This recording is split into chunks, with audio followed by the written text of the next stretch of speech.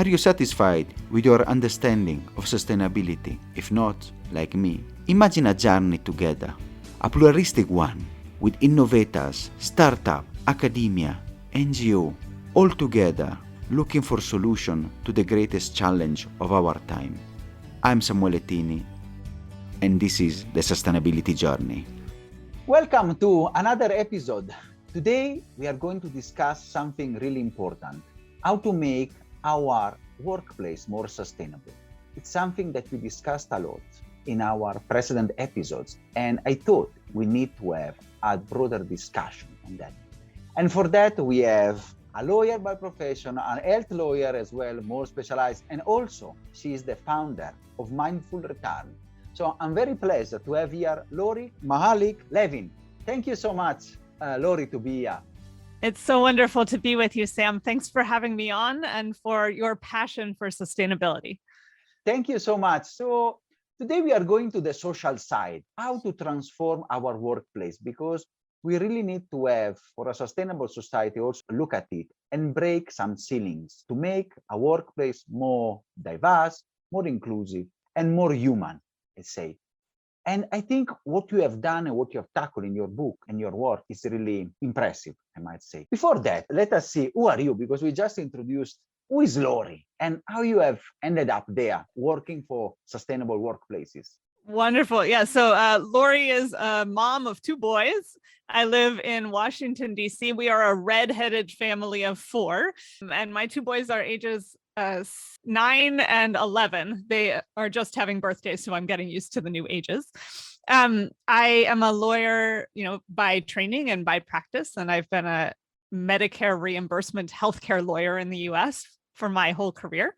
But after I had my two boys, I became aware of a huge gap in the services that are being provided to help new parents, and particularly women, navigate the transition back to work after parental leave. And so after returning to work twice myself and finding it ridiculously challenging and not very sustainable, I decided to create a program that I wished had existed for myself when I went back to work after leave. I found there were lots and lots of resources all focused on my baby and not very many focused on me and my personal and professional identity transition that happened when I became a parent. So I founded this program, Mindful Return, to help with that transition process. Thank you, Lori. And I think you have introduced really the topic. What is the problem that we are facing and that also you have faced and made you, as many entrepreneurs, they also suffered from a problem and now you have got the opportunity. Yeah, I love how earlier you said, creating a society that is more human. I can't think of anything that is perhaps more human than having a child and raising the next generation. It's a very common thing to do. And yet in the workplace, it's often considered a taboo topic. The problem is that we're losing talented, creative, and passionate working parents who would love to continue to pour their energies into their career and into making the world a better place. And they often feel like they can't stay because the work environment is not set up for them. And so the problem that I'm trying to solve is in many ways a leaky women's leadership pipeline. In the United States, about 1/3 of all women who have a child do not return to work after having a baby. Only about 64% go back. And 34% of those women say that they leave because of poor manager support, according to a benefit bump survey. So they're feeling like they're not being supported by their manager, their team, they're not being granted flexibility. That's just the US. And in other countries, there are better and worse stats. I know in India, it's particularly bad. About 85% of women do not return after leave. And so, it's a brain drain issue. It's a retention issue. It's an ability to share your gifts with the world issue. And it's not just moms, right? It's new parents in general. And I'm very much in the camp that the more we're able to talk about this issue in a gender neutral way, the better off we will be generally as a society. Thank you so much, Lori. I liked your point, how to degender also this discussion. And I was shocked with the statistics. That's really a leakage of talents, and it's also a business problem. So that's how, the gender and the discussion may be later, but now I want to focus what mindful return focuses about, and what is your peculiar to your approach that you are offering. The mindful return, in my mind, is a way to go back to work after parental leave for a new parent that enables them to feel present and connected to their family and present and connected to their job so that they can stay and continue to contribute. The program that I designed is a 4-week online cohort-based program for new parents. So parents are in community with one another, other people who are all making the transition at the same time. And for me, I guess what's unique is that we focus our program around 4 themes that we know working parents can use as a structure to make the chaotic life of post-baby, workplaces feel more organized, and to give them some strategies and tips.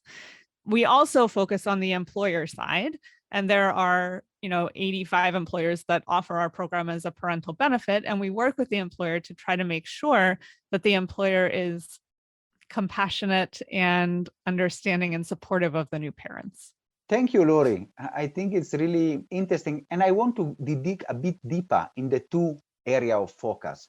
So, which are the advice that you can give also to parents, and which are the backbone of your approach? Yeah, so I could probably go on for a couple of hours about my advice to new parents, but I will stick with the 4 themes and maybe just offer one tip or strategy for each of the 4 themes. The 4 themes that we focus on in Mindful Return are a mindful mindset for going back to work, the logistics of heading back, leadership, and community. And one thing I'll say at the outset is I've had people from all over the world go through this program, and these 4 themes seem to resonate no matter where people are from, no matter how long their leave was or what their country's policies are around parental leave. There's still a transition that has to happen. And I think these 4 themes are really helpful. So the first theme, a mindful mindset for going back to work. In this particular piece, my strategy is to focus on the micro self-care, the micro moments alone, the micro moments of gratitude. I have an acronym that I use in the shower for myself. It's ISS, and it stands for set an intention, stretch, and savor. And that reminds me when I'm sort of multitasking my shower, right? I'm taking that moment when no child is attached to me and I'm getting ready for work, and I'm using it to set an intention for the day. The intention might be go to bed early tonight. I don't care if there are dishes piled up in the sink, or the intention might be get that one work project done that has been hanging over me. And then stretch, a couple of yoga poses in the shower, and savor the fact that I have a shower, I have hot water, I have a job, we've been healthy through the pandemic, all of those things, like taking that moment of gratitude. So that's one sort of mindfulness tip. On the logistical side, there are so many different tips and strategies, but one of them is to, if possible, transition into work sort of on a ramping up basis, and also transition into childcare on a ramping up sort of basis, and to start your childcare situation before you start work, so that your first day of work doesn't coincide with, the first day that your baby is going to be cared for by someone else. On the leadership front, this is prong number 3. My biggest tip is to focus on the skills that parenthood gives you that make you better at your career and your job. Sit down and actually make a list of those skills and abilities that are being grown because you are a parent. Often the narrative is, oh, you're a parent, you don't have value in the workplace anymore. I want to turn that narrative on its head and say, no, actually, parents make amazing leaders. They have empathy skills, they prioritize super well. They're able to meet the needs of demanding clients who can't articulate their needs very well, all sorts of skills. And then finally, the 4th tip for new parents around community is really to make sure that you are finding your working parent village and learning to say yes to offers of support and not isolate yourself. I did way too much isolating in my early days of working parenthood, and I know I would have benefited from being more intentionally in community with others. Thank you, Lori, for sharing these practical advices. I think we resonate a lot, even with my experience and work sometimes. So I want now to pass to the other side, You said you're working with 85 employers. So which are the benefits that you have seen running the program? And with not only in the US, but also, as you said, say a global context. If I can give a couple of words of advice to employers, I'll maybe say it in three categories. One is to believe in your working parent colleagues for the long run. Yeah, they might be out for a couple of months now, and maybe they're not sleeping at the initial stages when their baby is born. And if you show them concern and tell them that you want them to come back, they will be the most dedicated and passionate employees that you have. So believe in them.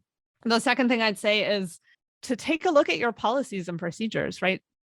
Look at your parental leave. I know it might be a country-specific policy, but you can look at whether you have ramp-up options. For example, can you allow them to come back on a 60% schedule the first month, and an 80% schedule the second month, and 100% the third month, for example, and pay them the same, pay them the 100% while they ramp up, knowing that this is sort of a normal human thing to do to ease back into work. The third thing that I would say is to support communities of working parents within your workplace. A lot of companies have employee resource groups or affinity groups that of people who are aligned with one another. And to the extent you can support the formation of working parent groups and even fund some FTE time and, have money dedicated to having speakers come in and whatnot, you can really form a supportive community for the people who are coming in. And it means a lot to the working parents who are part of that community. Thank you so much. And I think those are incredible tips. And also from my research on the B Corps and then the work, and it's possible also, and it's praised, acting as a business as a force of good, the worker side, it's really important. And also some of the questions of the impact assessment is really about how you give the leave and which are the benefits and the work. So it's really something that we need to strengthen and is positive for any employer. It's also positive, if I can jump in, it's also good for your business, right? I mean, when employees feel connected to one another, they not only stay, they perform higher. And I'll speak from experience. I founded a working parent group at the global law firm where I worked. I worked at Denton's for 6 years as a partner. And in our parent group meetings, it was mom and dad, and we got together for lunch, once a month. I got business out of those meetings because I was talking to partners and lawyers who were in other groups, but who happened to be parents, and we bonded over the parent thing, but then we grew business out of it. So I think it's actually strategically important for the business to help make these connections too. Exactly. I think you are really read my mind, because my question was going now, the benefits, because we have discussed why is important, we say the retention, which are the statistics, and why is so important for business, and some you have already said, engagement and the business. So why?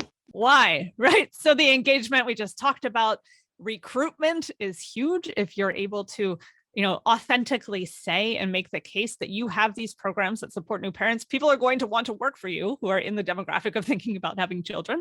And retention, I want to just focus on retention for a moment, because that's something that Mindful Return has been really focused on.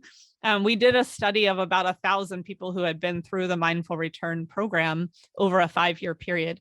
And over that 5-year period, 85% of the people who took our course were still with our same employer, and 93% were still in the workforce.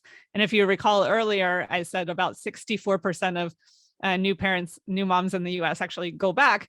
85% is a heck of a lot higher than 64%. And when you're talking about retention, you're talking about money. You don't have to recruit those extra people because they're already there and they're staying with you. So I think the benefit really is the opportunity to say, hey, employee, I care about you. I want you to come back. Here's a tool to help you do it. And then funny enough, they do actually come back and they stay, and they view the transition as not a big stressful event, but rather something that they're getting help with. So I think retention is probably the number one business case here. Thank you. And incredible statistic. Congratulations for your work. Thank you. Let us go a step further. Where do you want to take Mindful Return? Which is the way forward? Yeah, that's a wonderful question. And really, it's been growing organically for me. We started off just supporting new moms, and then very quickly had employers saying, we need gender neutral benefits and we need to be able to support our new dads too, which I said, yes, of course you do.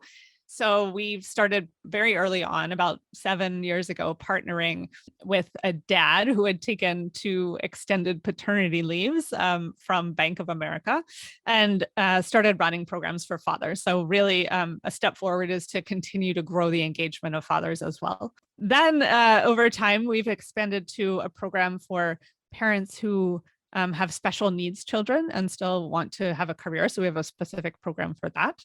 And then we've grown globally. We have a UK-based chapter now. We have an India-based chapter. Soon we will have a South Africa chapter and a Brazil chapter. And we just launched our program in Spanish in January. So you can take this return to work program, in Spanish if that's your native language. This year, we also lifted up a program that our alumni had been demanding, which was sort of a 201 level, higher next level program for working parents who are already back to work from maternity leave or paternity leave, maybe for a year or 5 years or 10 years, and they're still finding working parenthood to be a challenge and a struggle. So we kicked off our first cohort of this Mindful Return 201 program in January, and it's been a really vibrant community and something we're looking to, continue and grow again. So I think really helping more parents have access to these resources is really what we're looking for, and continue to make that social impact and help people feel like they can have a sustainable career even while having children. Thank you, Lori. And I think with the COVID pandemic, it's a really stress more working parents, especially with all the lockdowns and the remote working. Your second course, I think it was a really very useful experience for them. I want to now to discuss a bit, how you have mentioned at the beginning, how we can degender also the discussion, also to make it more inclusive and going beyond the traditional paradigm, so just to break also the ceilings and the biases, especially for women and others in the workplace. Yeah, thank you for emphasizing that, Sam. I think it's such an important thing to do. And I also think even if your mission is to advance women, degendering actually contributes to that, right? If, when we were talking about this episode, we were talking about a scenario where an employer has 2 potential candidates to hire for a job, right? And if they see a woman who's in her childbearing years, they might think, oh, she might be going out on leave. I don't know. And they're presented with a man, they might think, oh, he's, probably not going on leave, so maybe I'd prefer to hire him.